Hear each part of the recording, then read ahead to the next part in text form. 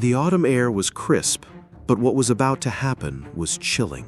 In the silence of a suburban backyard, little Sophie played with her ball, completely oblivious to the danger lurking in the shadows. The peaceful scene was a fragile illusion about to be shattered. Suddenly, a huge, agile form leapt over the fence, a creature with spotted fur and hungry green eyes, a cougar that had escaped from a zoo. Sophie's scream of terror echoed through the neighborhood. The animal braced itself for the final attack, and in that split second, the world stopped. But the cougar was not alone. In a burst of speed and fury, the old and injured Dogo Argentino, which the family had purchased for just $5, launched itself in front of Sophie. The dog, barely able to walk, engaged the beast in a brutal confrontation, its weary body serving as a shield. The fight was fierce and desperate, and the sight of Dogo falling, nearly defeated, would later bring to mind the question Sophie would ask her father, war veteran Ethan Miller, "Can I buy this dog, Daddy?" That question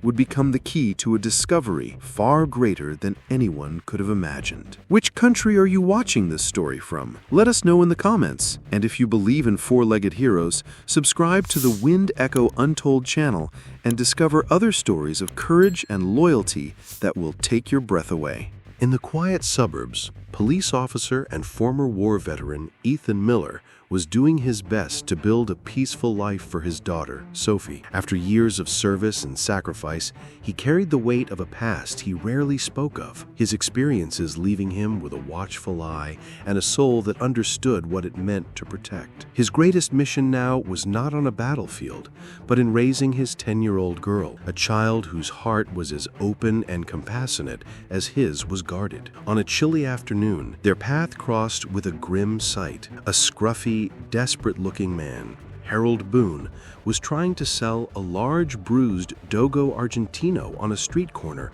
for a mere $5. The dog's coat, once pristine white, was stained with dirt, and its body was scarred. Sophie's eyes immediately filled with a compassion that moved her father. The animal seemed to have a deep sadness in its eyes, a look that spoke volumes of a history of neglect and pain. The sight was a stark contrast to their comfortable life, and Sophie, without a moment's hesitation, took Ethan's hand.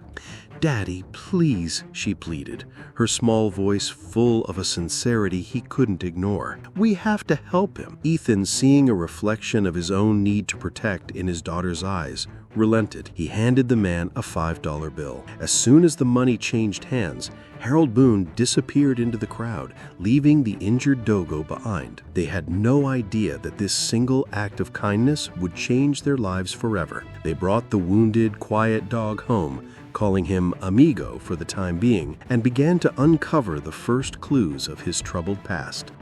This wasn't just a wild animal wandering into a backyard. This was an escaped prisoner. The puma was no ordinary predator. It was a male from a nearby zoo, a magnificent but dangerous beast that had lived its life in captivity, its wild instincts only suppressed, not gone. Its escape had been a local crisis, a story on the evening news for weeks. Authorities and experienced hunters had tried to track it, but the animal was too cunning. It had a primal intelligence honed by generations of survival, now coupled with a desperate hunger and a new, terrifying freedom. Since its escape, the puma had become a shadow, a legend whispered among families in the quiet suburbs that bordered the forest.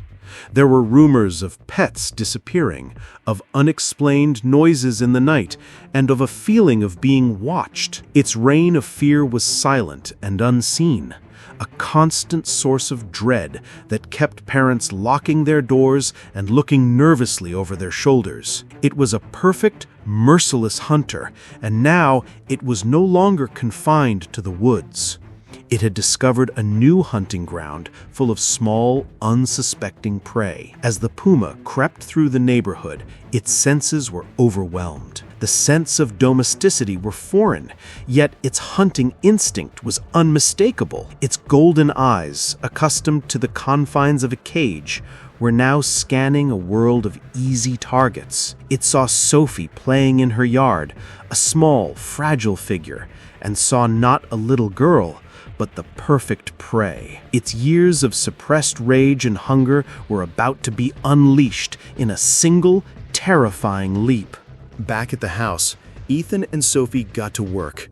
As they gently washed the Dogo Argentino's matted coat, a horrifying story began to unfold beneath their fingertips. They discovered deep, jagged scars covering his body, a map of a life filled with abuse. The most disturbing was a thick, raw wound on his neck, a mark of having been chained for a long time. Ethan, with his years of experience as a police officer and veteran, recognized a disciplined movement in the dog, a controlled way he carried his body. This wasn't just a stray, he was a working dog, a hero that had been thrown away. Suddenly, their quiet moment was shattered.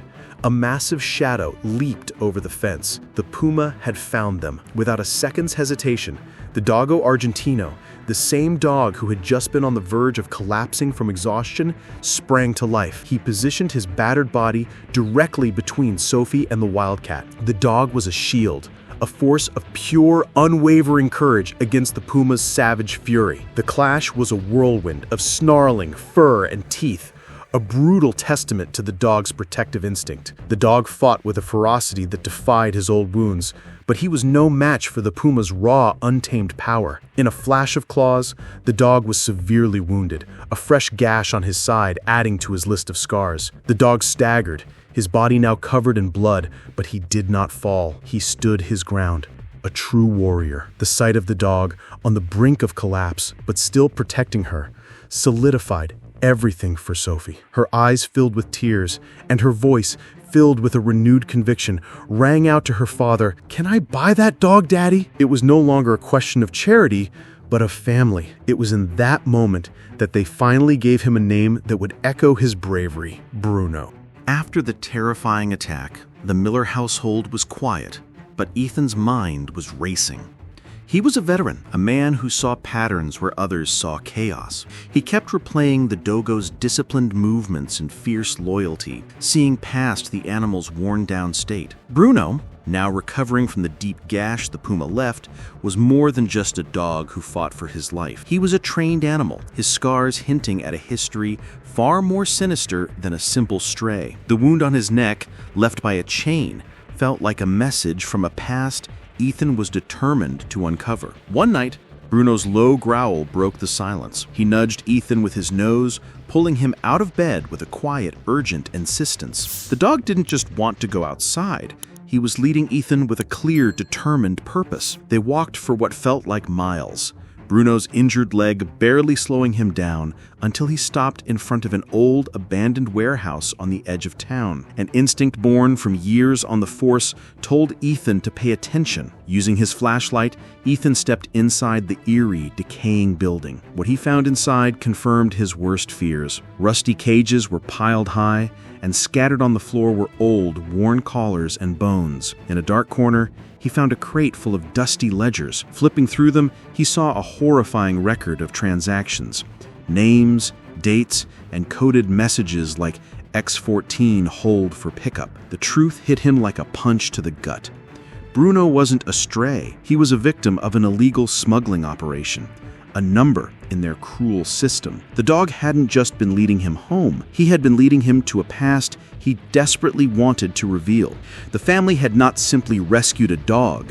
They had brought a key witness into their home. Their act of kindness had unintentionally plunged them into a dark world of crime. The stakes had been raised, and Ethan's purpose went far beyond caring for Bruno. Now his mission was to bring justice for the countless dogs like him who were still trapped in the shadows. The hunt was on. Driven by the discovery at the warehouse, Ethan's police instincts took over. He followed the trail, which led him to a hidden quarry. What he found there was a grim sight, a makeshift camp with more than a dozen dogs in rusty cages, their silent suffering a haunting testament to the scale of the criminal operation. He began to take pictures, but the sound of his camera's shutter alerted the men. They were burly, violent men, the kind Ethan had dealt with on the force and in the war, and they moved in on him, their eyes full of menace.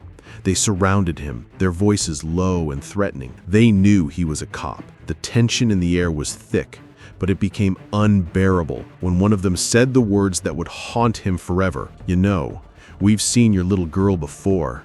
We know where you live." The threat was clear and chilling. Ethan, the war veteran, a man who had faced down countless threats, was now a father watching a monster threaten his child. He backed away, his heart pounding in his chest, knowing he was no match for them in the middle of nowhere. He rushed home, consumed by a new kind of fear. But his terror was met with a new, shocking revelation. Sophie, her small face pale and determined, confessed that she had followed him. She had heard the men's threat, but that wasn't all. She had found a small, shivering puppy she named Buddy under a bridge. Her act of kindness was more than a coincidence. It was proof the operation was still active and that more dogs needed saving.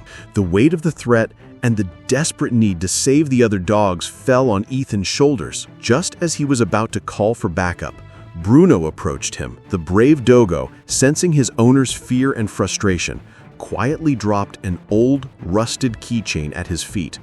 It had a small tag with an inscription: Unit B, Forest Lockers 712X. It was the final, crucial clue, a new beginning for a mission that had now become a race against time.